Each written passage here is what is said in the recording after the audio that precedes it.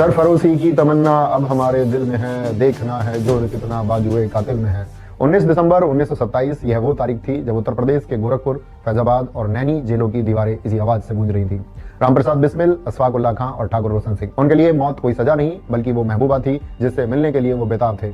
अंग्रेज इन नौजवान क्रांतिकारियों के विचारों और समर्थकों से इस कदर डरे हुए थे कि काकोरी एक्शन के चौथे साथी राजेंद्र लाहिड़ी जी को तय तारीख का इंतजार किए बिना 2 दिन पहले ही यानी 17 दिसंबर को गोंडा जेल में फांसी दे दी थी। लेकिन जब फांसी देने के लिए जेलर उन्हें कालकोठरी लेने गया तो उसने देखा कि राजेंद्र लाहिड़ी जी पसीने से लथपथ होकर कसरत कर रहे थे। जेलर ने हैरान होकर के पूछा, मरने से पहले लाहिड़ी तुम कसरत क्यों कर रहे हो? तो राजेंद्र लाहिड़ी जी ने हंसते हुए जवाब दिया था, ताकि अगले जन्म में मुझे एक मजबूत शरीर मिले और मैं वापस आकर अंग्रेजों को भारत से खदेड़ सकूं। सोचिए, वो मौत के मुंह में थे फिर भी दोबारा जन्म लेकर क्रांति करने की बात कर रहे थे। उधर ठाकुर रोशन सिंह जी की दिलेरी की भी तो बात ही अलग है। जब उन्हें इलाहाबाद की नैनी जेल में फांसी के लिए ले जाया जा रहा था तो उनके चेहरे पर सिकन नहीं बल्कि एक दिव्य मुस्कान थी। उन्होंने अपने साथियों से कहा था, जिंदगी तो एक यात्रा है, मैंने अपना फर्ज पूरा किया, अब मैं आराम करने जा रहा हूँ। वो हाथ में गीता लेकर मुस्कुराते हुए फंदे की तरफ ऐसे बढ़े जैसे कोई दूल्हा अपनी बारात में जा रहा हो। रामप्रसाद बिस्मिल और अशफाक उल्लाह खां की दोस्ती तो आज के लोगों के लिए एक मिसाल होनी चाहिए। बिस्मिल जी ने अपनी आत्मकथा में लिखा है कि एक बार जब अशफाक को तेज बुखार चढ़ा तो वो बेहोशी में राम राम चिल्लाने लगे। घर वालों को लगा कि मुसलमान होकर राम का नाम कैसे ले रहा है, लेकिन वो भगवान राम को नहीं अपने जिगरी यार रामप्रसाद बिस्मिल को याद कर रहे थे।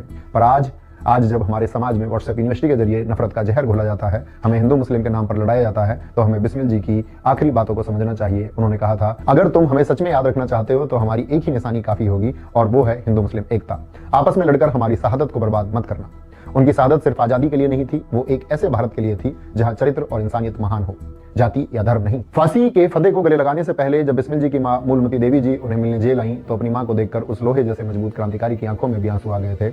एक साधारण मां होती तो शायद रो पड़ती, लेकिन वो बिस्मिल की मां थी। उन्होंने डांटते हुए कहा, मैं तो समझती थी मेरा बेटा शेर है, अगर रोना ही था तो इस रास्ते पर कदम क्यों रखा?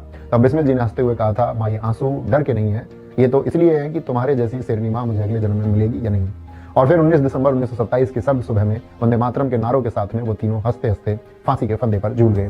प्यारे साथियों, आज उन शहीदों को नमन करते हुए खुद से एक कड़वा सवाल पूछना, जिस आजाद भारत के लिए वो कुर्बान हुए, क्या ये वही भारत है जहां आज भी लोग धर्म जात पात के नाम पर लड़ते हैं, जहां भ्रष्टाचार को हुनर और ईमानदारी को बेवकूफी समझा जाता है? सच्ची श्रद्धांजलि क्रांतिकारियों की मूर्तियों पर फूल चढ़ाने में नहीं है, सच्ची श्रद्धांजलि तब होगी जब हम नफरत फैलाने वालों की कठपुतली बनने से इनकार कर देंगे, जब हम किसी के बहकावे में आने के बजाय अपने विवेक का इस्तेमाल करेंगे, जब हम किसी के पीछे आंख मूंद कर चलने वाली भीड़ नहीं बल्कि खुली आंखों से सच देखने वाले नागरिक बनेंगे, जब हम सही को सही और गलत को गलत कहने की हिम्मत करेंगे। अपने अंदर के बिस्मिल और अशफाक को जगाइए, क्योंकि मुर्दा इंसान लहरों के साथ बहता है पर जिंदा इंसान लहरों को चीर कर आगे बढ़ता है। काकोरी के अमर शहीदों को मेरा सत सत नमन। जय हिंद, जय मां सरस्वती।